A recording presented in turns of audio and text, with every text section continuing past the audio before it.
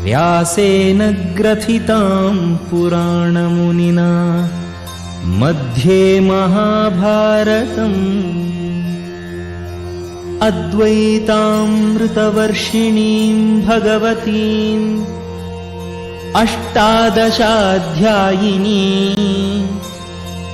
अम्ब त्वामनुसन्दधामि भगवद्गीते भवद्वेषिणी। अथ पुरुषोत्तमयोगो नाम पञ्चदशोऽध्यायः। श्रीभगवानुवाच ऊर्ध्वमूलमधः शाखम् अश्वत्थं प्राहुरव्ययम् छन्दांसि यस्य पर्णानि यस्तं वेद स वेदवित्। अधश्चोर्ध्वं प्रसृतास्तस्य शाखा गुणप्रवृद्धा विषयप्रवालाः। अधश्च मूलान्यनुसन्ततानि कर्मानुबन्धीनि मनुष्यलोके। न रूपमस्येह तथोपलभ्यते नान्तो न चादिर्न च सम्प्रतिष्ठा। अश्वत्थमेनं सुविरूढमूलम् असङ्गशस्त्रेण दृढेन छित्त्वा ततः पदं तत्परिमार्गितव्यम् यस्मिन् गता न निवर्तन्ति भूयः। तमेव चाद्यं पुरुषं प्रपद्ये यतः प्रवृत्तिः प्रसृता पुराणी। निर्मानमोहाजितसङ्गदोषा अध्यात्मनित्या विनिवृत्तकामाः। द्वन्द्वैर्विमुक्ताः सुखदुःखसञ्ज्ञैः गच्छन्त्यमूढाः पदमव्ययं तत्। न तद्भासयते सूर्यो न शशाङ्को न पावकः यद्गत्वा न निवर्तन्ते तद्धाम परमं मम। ममैवांशो जीवलोके जीवभूतः सनातनः। मनःषट्ठानीन्द्रियाणि प्रकृतिस्थानि कर्षति। शरीरं यदवाप्नोति यच्चाप्युत्क्रामतीश्वरः गृहीत्वैतानि संयाति वायुर्गन्धानि वाशयात्। क्षोत्रं चक्षुस्पर्शनं च रसनं घ्राणमेव च अधिष्ठाय मनश्चायं विषयानुपसेवते।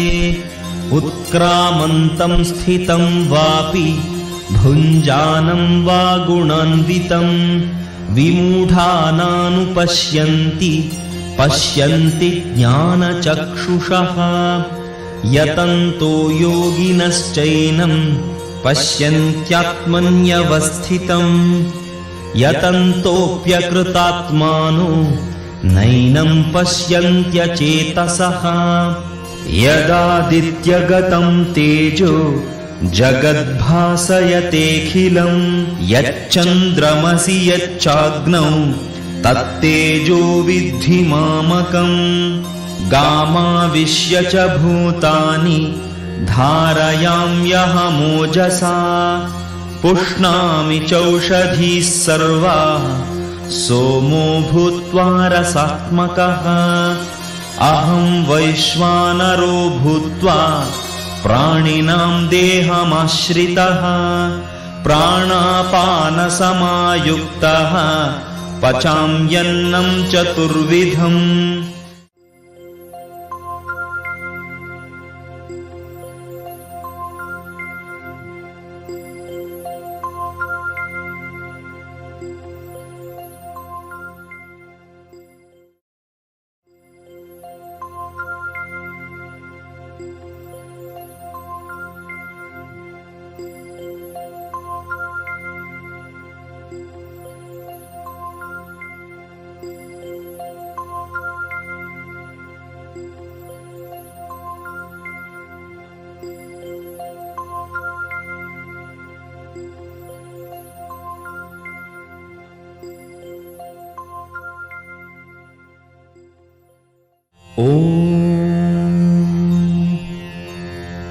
पार्थाय प्रतिबोधितां भगवता नारायणेन स्वयं व्यासेन ग्रथितां पुराणमुनिना मध्ये महाभारतम्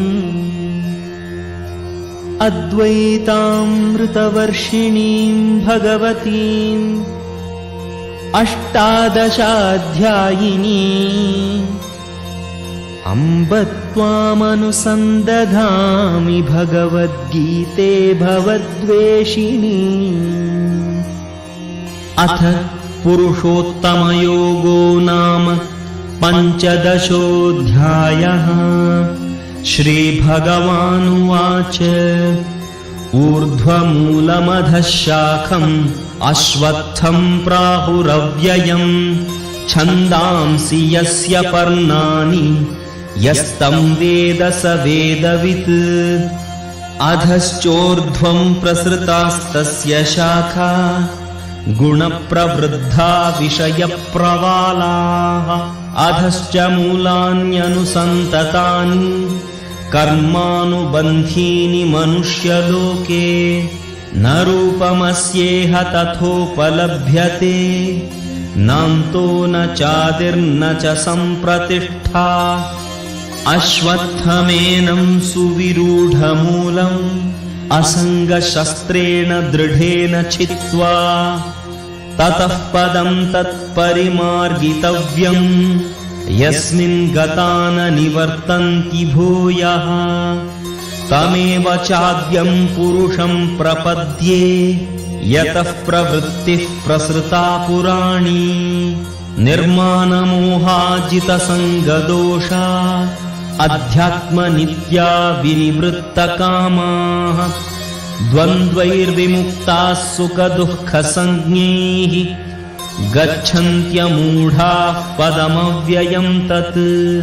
न तद्भासयते सूर्यो न शशाङ्को न पावकः यद्गत्वा न निवर्तन्ते तद्धाम परमं मम।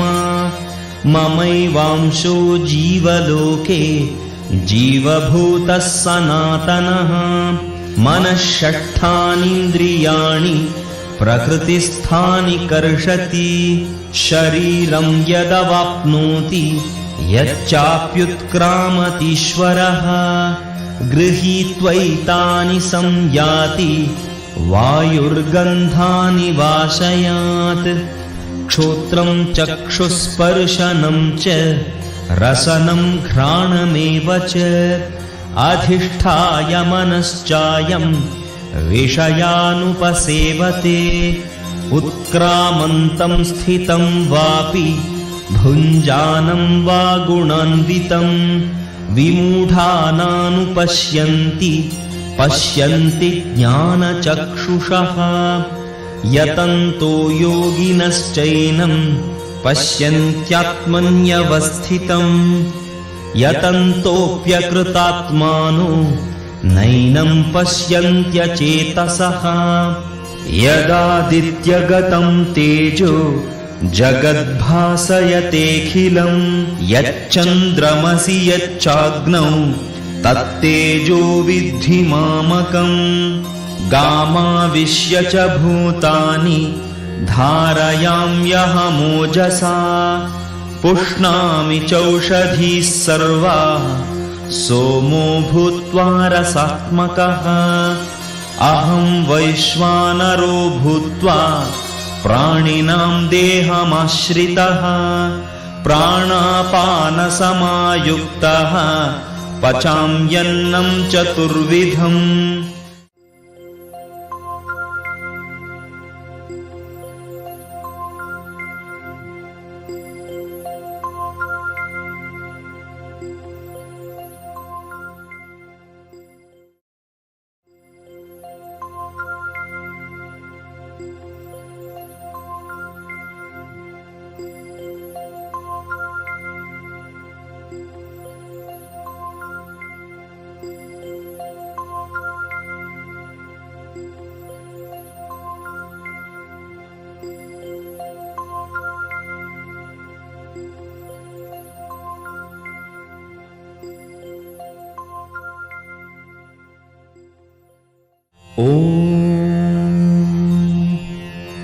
पार्थाय प्रतिबोधितां भगवता नारायणेन स्वयं व्यासेन ग्रथितां पुराणमुनिना मध्ये महाभारतम्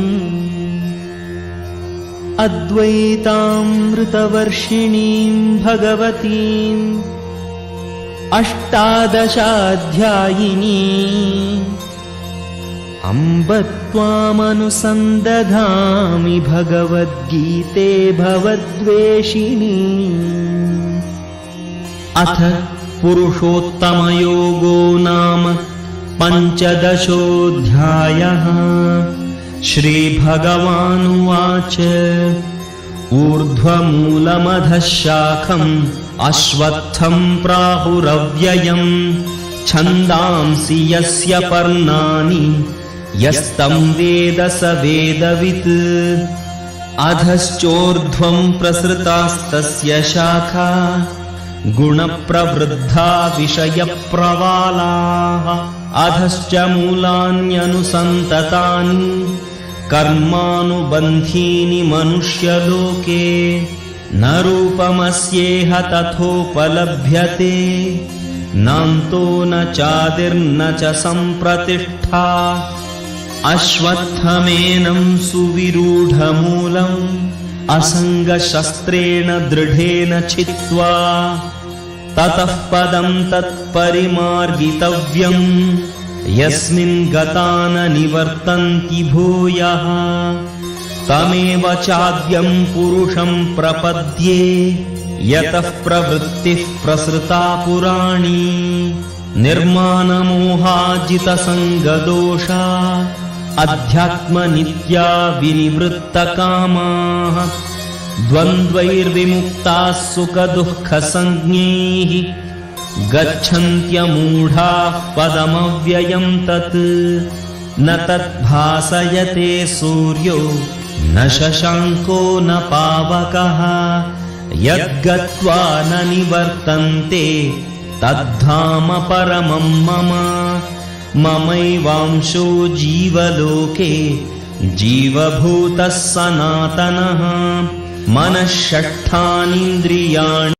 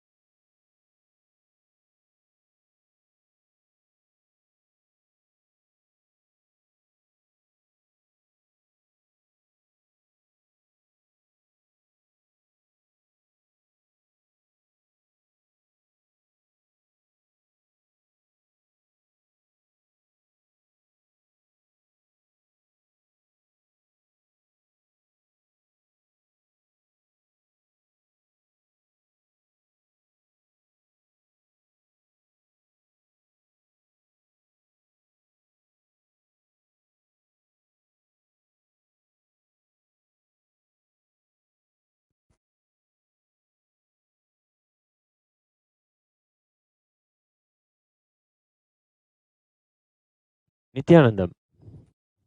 Today, on the day of Amavasya, a few participants are offering the Maheshwara Puja at the Divine Lotus feet of the Supreme Pontiff of Hinduism, Jagadguru Mahasannidhanam, His Divine Holiness, Bhagavan Nithyananda Paramashivam. Requesting all the participants of Maheshwara Puja and the members of the Nithyananda order to sit with your head, neck, and spine in a straight line. Now, requesting the listening of all the Maheshwara persons. Kindly have authentic listening to the truths behind the Maheshwara Puja. And if you agree, if you authentically cognize, understand, and respond that you agree to the truths behind the Maheshwara Puja, which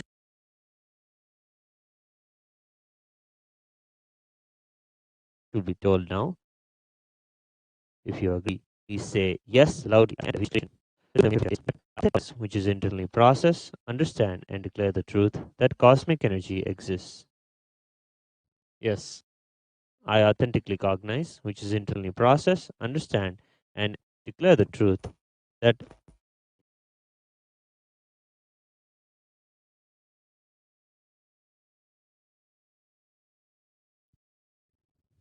Swamiji is a Chinmaya Vigraha, the embodiment and representation of that very cosmic energy. Yes, I authentically cognize, which is internally process, understand, and declare the truth that Swamiji is a pure channel for complete completion to be achieved for all the departed souls, and for completion to be achieved for all the participants with the departed souls. Yes.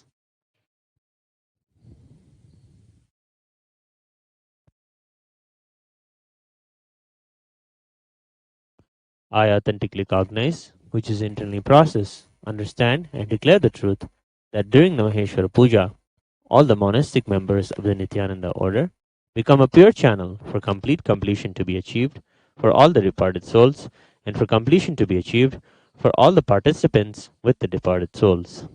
Yes, I authentically cognize, which is internally process, understand, and declare the truth that offering the Maheshwara Puja will bestow complete completion for all the departed souls whose photo or horoscope is mentioned here, and completion will be bestowed on all the Maheshwara Puja participants with the departed souls for whom they are offering Maheshwara Puja today. Yes. Let us now begin the rituals for the Maheshwara Puja.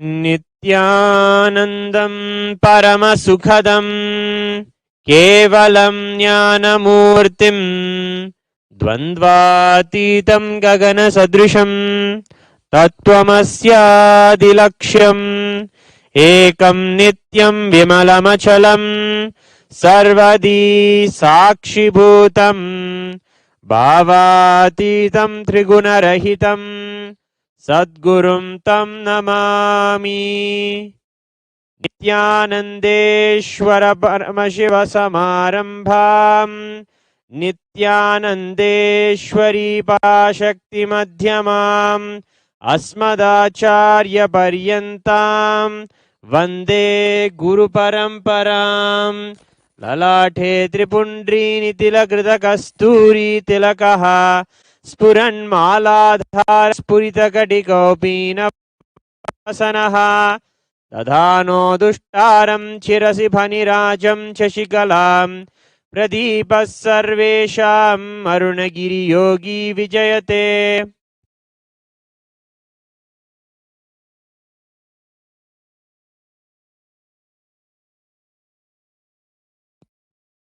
ममोपात्त samosa दुरितक्षयद्वारा भगवच्छ्री Paramshiva प्रीत्यर्थम् अद्य पूर्वोक्त एवं गुण विशेषेण विशिष्टयाम् अस्यां शुभतिथौ पटेल नामधेयस्य नीलेश पटेल नामधेयस्य चेतना पटेल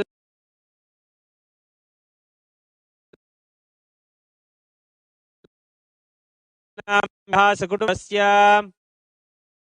नविता वशिष्ठनाम याः सुदेश वशिष्ठनाम यस्य नीरा वशिष्ठनाम यस्य विनीता वशिष्ठनामधेयस्य राजीव वशिष्ठनामधेयस्य ऋतु वशिष्ठनामधेयस्य आर्या गुप्ता नामधेयस्य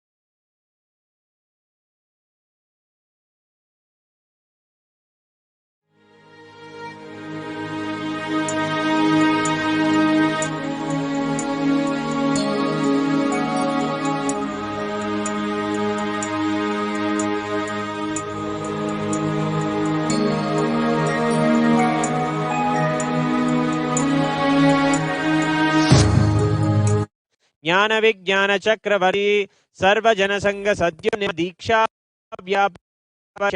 विश्वजीमु परमकलभ केसरी शैव सिद्धांत स्थापनाचार्य श्री राजाधिराज पांड्य महाराज गुरु शादिमांतरण ज्ञान भानु वीक्षणा नरहारः द्वदोच्छेदन पूर्वक श्रीमद् वृषभध्वज स्थापक शैव समय कर्ते सर्वज्ञ पीठारूढ़ श्री जगद्गुरु श्री ज्ञान संबंध देशिक स्वामी सुंदर माणिक्य वाचक स्वामी नाम अवधूत ज्ञान स्वामी पुनरुद्धृत श्यामला पीठ सर्वज्ञ पीठ गुरु महासन्निधान अरुणगिरि योगीश्वर परंपरागत अरुणाचल सर्वज्ञ पीठ गुरु महासन्निधान कैलास परंपरागत कांची कैलास सर्वज्ञ पीठ त्रयस्त्रिंशदुत्तरद्विशततम गुरु महासन्निधान